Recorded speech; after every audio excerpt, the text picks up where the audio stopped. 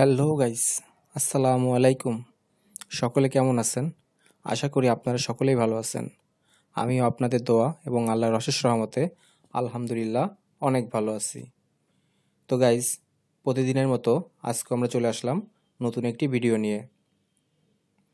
আমাদের আজকে ভিডিওটি থাকবে মার্কার নিয়ে। মার্কারের খুবই গুরুত্বপূর্ণ একটি বিষয় নিয়ে আজকে আলোচনা করব।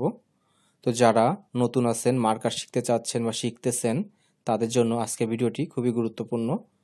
তো দয়া করে আজকে ভিডিওটি কেউ না টেনে সম্পূর্ণ ভিডিওটি আমাদের সঙ্গে থাকবেন।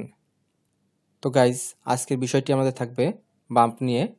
এটা কিভাবে করতে হয় এবং কি কাজে প্রয়োজন হয়, এই বিষয়টি নিয়ে আজকে আমরা আলোচনা করব। তো ফার্স্টে আমরা আপনাদেরকে দেখিয়ে দিই এটা আমরা পাবো কোথায়। তো এখানে আমাদের যে ফাঁকা জায়গাটি আছে এখানে ক্লিক করব। ডাবল ক্লিক করার পর আমরা স্ক্রল করে যে নিচে আসি,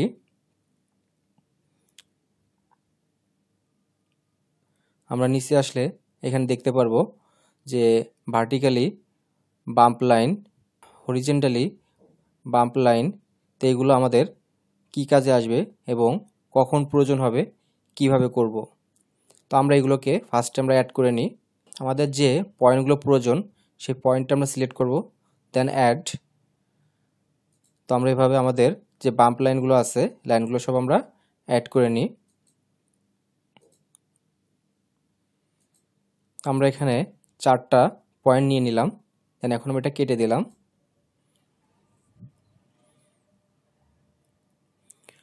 তো গাইজ, ফার্স্টে আমাদের এই পয়েন্টের কাজ কি এবং কিভাবে করতে হবে এবং কোন কাজে প্রয়োজন হয় সে বিষয়টি নিয়ে এখন আলোচনা করব। ফার্স্টে আমাদের এটা বিশেষ করে বেশি প্রয়োজন হয় যখন আমরা গ্রুপ মার্কার করতে যাই। তো যখন আমরা গ্রুপ মার্কার করতে যাব, তো আমরা যখন গ্রুপ করব তখন আমাদের একটা সাইজের উপর একটা সাইজের সকল পার্টসপাতি আমরা এখানে নিয়ে নিলাম। তো ধরুন আমরা এখানে একটা সাইজ নিয়ে নিলাম। তো এই সাইজটা আমাদের যতটুকু চাপায়ে করা যায় আমরা এটা করলাম।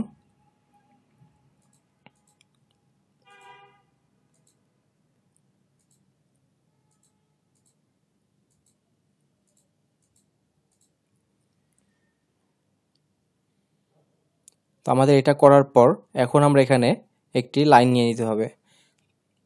তো এখন আমাদের এখানে একটি বাম্প লাইন নিয়ে নিতে হবে। তো এখন আমাদের এখানে যে লাস্ট যে লেন্থ আছে, দেখুন এখানে লেন্থের এখানে একটি সবুজ একটি লাইন উঠে আছে, সর্বশেষ লেন্থ। এখন আমরা এই লেন্থের এখানে একটি বাম্প লাইন দিয়ে দিব। তো এটা আমাদের ভার্টিক্যালি বাম্প লাইন। তো আমরা যদি এটা সিলেক্ট করি, দেন এখানে আমাদের লাস্ট যে লেন্থ আসছে সেই লেন্থ এখানে দেখিয়ে দিছে। তো এখন আমরা ওকে দিলাম। তো গাইজ, আমাদের এখানে বাম্প লাইন চলে আসছে। তো আসলে বাম্প লাইনটা এখানে দিলে কি কাজে আসবে এখন আমরা সেটা দেখিয়ে দিব। এখন আমাদের একটি সাইজ নিছি, আবার পরবর্তী সাইজটা আমরা এখন নিয়ে নিব। তো পরবর্তী সাইজটা আমরা এখানে ধরলাম। তো গাইজ, এখন আমরা এখানে একটি বাম্প লাইন নিয়ে নিছিলাম। এই লাইনটা নেওয়ার ফলে আমাদের লাভ কি হচ্ছে, আমরা যদি চাই এখানে একটু ভিতরে ঢুকাইতে পারবো না।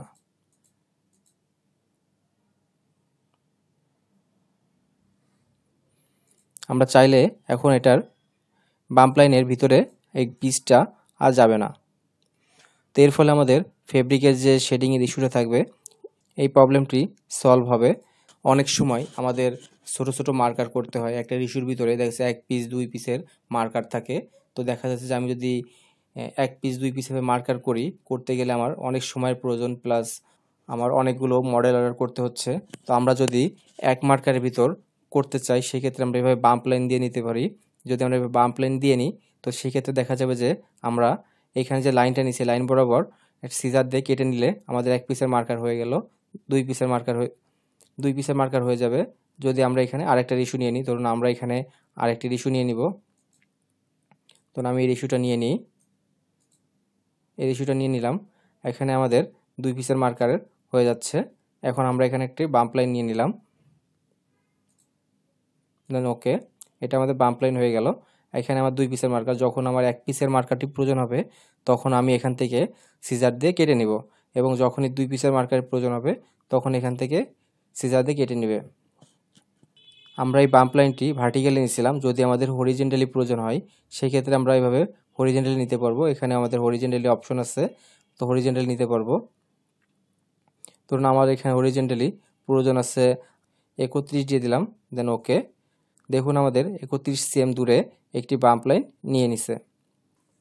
ধরুন আমাদের এখানে যে হরিজেন্টালি বাম্প লাইনটি নিছি, এই লাইনটি আমার প্রয়োজন নাই বা এটার কাজ শেষ। এখন আমরা চাইলে এটা কিভাবে ডিলিট করব।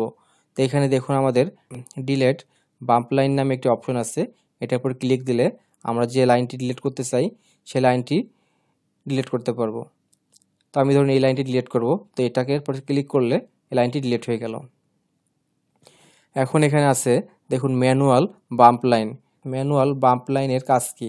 তো আমরা যদি ম্যানুয়াল বাম্প লাইনের উপরে ক্লিক করি, ধরুন আমি এখানে বাম্প লাইন দিব, তো আমি এখানে সিলেক্ট করি, তো এভাবে দিতে পারবো। আমার যেখানে যতটুকু প্রয়োজন আমি ঠিক সেভাবেই দিতে পারবো। তো গাইজ এই ছিল বাম্প লাইনের কাজ। এই কাজটি আমাদের অনেক সময় মার্কার করতে গেলে প্রয়োজন হয়। তো আমরা আসলে অনেকে জানি না কিভাবে এই বাম্প লাইনটি দিতে হয় এবং অনেক সময় দিলে এটা কিভাবে রিমুভ করতে হবে, আমাদের অনেকেরই এই বিষয়টি জানা ছিল না। তো আশা করি এই ভিডিও থেকে আপনাদের এই প্রবলেমটি ইনশাল্লাহ আর হবে না। এতক্ষণ আমাদের সঙ্গে থাকার জন্য আপনাদের সকলকে অসংখ্য ধন্যবাদ। দেখা হবে আবার নতুন কোনো ভিডিও নিয়ে। সে পর্যন্ত সকলে ভালো থাকবেন, সুস্থ থাকবেন। আল্লাহ হাফেজ।